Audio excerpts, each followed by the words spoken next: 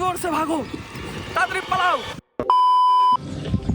চাপার কাজের কংক্রিটে বাঁধা এই ব্যস্ত জীবনে নিজের জন্য যে একটু সময় নেওয়া দরকার সেটা বুঝতেই পারি না। তাই সব কিছু থেকে একটু বিরতি নিতে চলে এলাম লাটাগুড়ি। সবুজে ঘেরা জঙ্গল, শান্ত পরিবেশ আর মুক্ত বাতাস যেন মনটাই বদলে গেল। এই দুদিনের ছোট্ট সফর শুধু ঘুরে দেখার জন্য না, ছিল মনের শান্তি খুঁজে পাওয়ার একটা যাত্রা। তাই আর দেরি না করে চলুন আমার সাথে আপনারাও ঘুরে দেখে নিন লাটাগুড়ির প্রাকৃতিক সৌন্দর্য আর এই শান্তির দুটি দিন।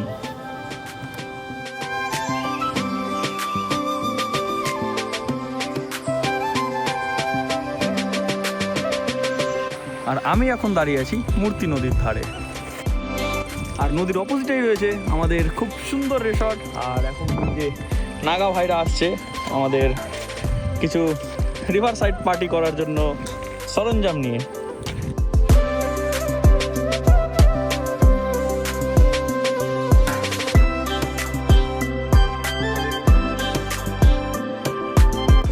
ওই দিক থেকে এখন বৃষ্টি আসছে, এখানে আপাতত নেই, এখন পালাবো আমরা।